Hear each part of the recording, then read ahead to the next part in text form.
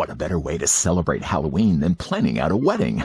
Here's your spooky spot on the Diamond Select The Crow Eric Draven mini bust.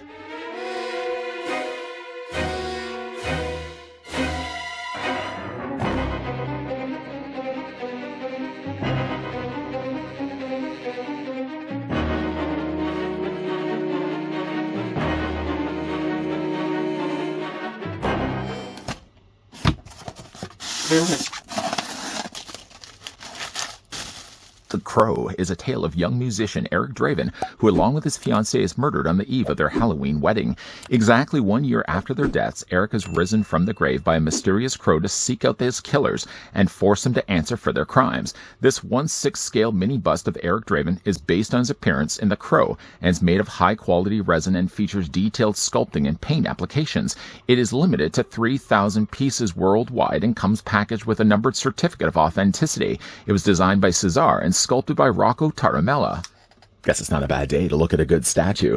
Just before, of course, we get a closer look at the Crow mini bust. First, I'd like to thank the folks over at Diamond Select. They were kind enough to provide this sample we could have a look at. Eric Draven is missing his lower half, but at least he has his better half, the Crow, perched, of course, on his shoulder. Collectively, between the two, you're looking at the bust of Eric standing at about 9 inches in height, or roughly 23 centimeters tall. Joining us for this review is the Spooky Candle. Joining the release of this bust, a certificate of authenticity. The certificate on one side features, of course, the image of the bust that we're about to have a look at, though to the adjacent side is all the necessary 411 details that this is an authentic Diamond Select release of the Crow mini bust, sculpted again by Rocco Tartamello and designed by Cesar.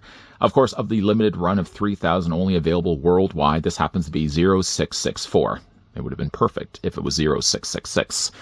Of course, I always do like to hold on to these. One thing I do mention when it comes to looking at any statues on this channel is if you ever decide to want to put this on display, let's say, for example, we just line it up to the thumbs of Eric Draven so Eric can kind of hold his own card. I don't know if necessarily I would say put this anywhere near a sunlight source. I actually had a couple of these near a close window, and unfortunately, though, the window had bleached the card. So if you are that one that likes to have these displayed on the shelf along with your statues, just put them away from a window, because again, you don't want these to be bleached out. Moving that off to the side, though, and getting a closer look at Eric Draven. Again, we are kind of missing his lower half. I did make mention earlier, of course, his better half being the Crow. Obviously, his better half would be Shelley. Shelley's not around for this review, but the Crow at least is. The Crow is perched on top of his shoulder. The one thing you will want to be careful, though, is when you're removing the Crow from the styrofoam prison, is that the Crow doesn't seem to be like wrapped up at all. Eric Draven, sure enough, was wrapped in like cling film, but the Crow wasn't. So when you are removing it, make sure, though, that the individual feathers so talently sculpted by Rocco don't actually clip the inside interior of the styrofoam tray, because you don't want any of these feathers to break. The Crow is nicely detailed, as you can see. Is shrieking. That wasn't the Crow. That was my own mouth. But you can see they've colored the inside of the Crow mouth, as you can see, in pink. Looks really nice. The Crow does look good, and I think they've done a really nice job on it. I'm glad as well that the Crow does have some action with it. It's not just a case that it's got a relaxed pair of wings. It looks like the Crow's ready to fly off the shoulders of Eric, so that's really a nice touch. Before, in fact, actually we look at Eric, one thing I did want to talk a little bit about is the fact that this is a mini bust. And with mini busts, usually what they do with Diamond Select, and I'm really glad that they do this, is that they take, of course, the source material, this, of course, being the Crow, and then they find a base that suits that subject. So in this case, we actually get ourselves the balcony apartment of Eric Draven and Shelley. I don't know if you can actually see this as well. There's the cracked window, but it's cracked in the shape of a crow. Really, really cool stuff. They've brushed, of course, across this some kind of grayish blue, just to add a little bit of detail to that. If we carefully tilt this upside down, you can see that on the corners, they've added felt feet, not only prevent scratching on surfaces, but something I also mentioned as well when you look at these statues. I feel it also is an aid to prevent the number from wearing away. Because keep in mind, of course, if you're putting it on a surface and say you start to slide this thing around, it may, in the process, also wear off that number. And you don't want that number to start to disappear on you. As for the Eric Draven himself, I like the face sculpt. Would I say it looks a lot like Eric Draven? Subjective. I would feel like on certain angles it does. Like if you look at it from the side, I think it looks a little bit more, though, like Brandon Lee, the late Brandon Lee. For a tradition of mine, at least in my own house, I always like to watch The Crow on like Halloween night, or like even the night before Halloween night was always like the perfect time to watch The Crow. With all the subsequent other things that I was watching sequel-wise for Halloweens, usually The Crow unfortunately just sort of took a back burner. I want to really kind of start this year going back to the tradition of watching The Crow, because it is one of my favorite, not only action movies, top 10 easily favorite films of all time, but it certainly was for a while one of my favorite Halloween movies to watch. Now, again, like when you're looking at it from the side, I think it looks pretty good. I think the paint they've done is nicely done here. So it doesn't look as much like it's been painted by a brush. It looks very similar to the way that Eric would have applied the makeup in the movie, almost like he just brushed and wiped it on there. So there are a few little areas where you can see a bit of the skin kind of bleeding through the white. And I really like the way that they've painted this. Of course, you got the lines there around the outer darkened areas of his eyes. You got, again, the lipstick that he's painted on there as well. I like that the paint on the lipstick and the eyes have a bit of a sheen to it. That's, again, like that's a perfect profile right there. The teeth nicely sculpted there as well. No complaints at all. Again, I feel like it probably could have been a little bit more of a likeness to Brandon Lee, but it's pretty close. It's one of the better ones we've gotten from statues. Of course, you got the longer hair there on the sides. The hair itself have a few little areas that would be a little bit more worrisome, but luckily this thing was packed very carefully inside of its packaging when I received this. The little hairs, as you can see, could be subjected to breakage, of course being the fact that this is carefully cast in resin and very meticulously hand-painted. One of the nice little touches of detail is the fact that they still have the Shelley ring on there as well.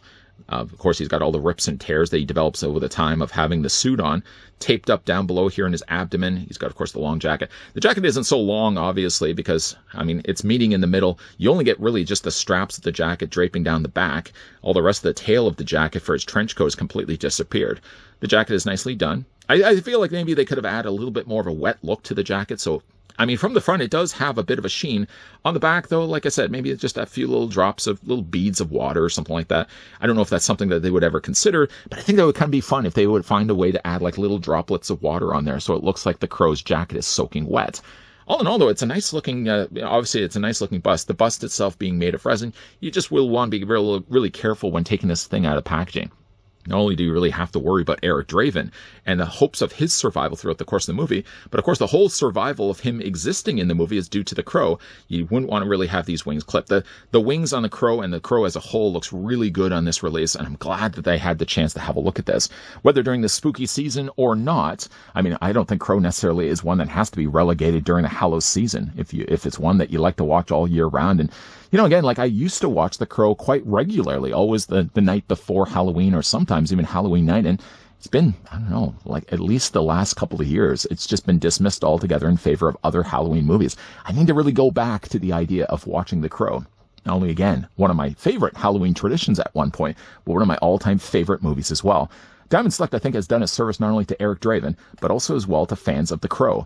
Even though, again, we're not getting the complete Eric Draven, we're only getting the top half of him. The top half, though, is just as sculpted as if the figure was completely whole. Speaking of The Crow and scary, yours truly decided to finally get around to watching The Crow remake to see if it was as bad as everybody said it was. I can't say that it was a terrible movie. It's one that I would honestly go back and rewatch again to maybe see if I like it a little bit more. I can't say that same thing about going and rewatching the fourth outing starring Edward Furlong. That movie is garbage. One thing I would say, though, is faulting the remake film is that the writers and the studio felt the need to reuse the names of the Eric Draven and Shelley. Right away, I feel that was a nail on the coffin. You can tell a new story of The Crow with brand new characters and a brand new environment. The story of revenge and love will always still be true when it comes to the Crow franchise, but it didn't need to come at the expense of the OG characters.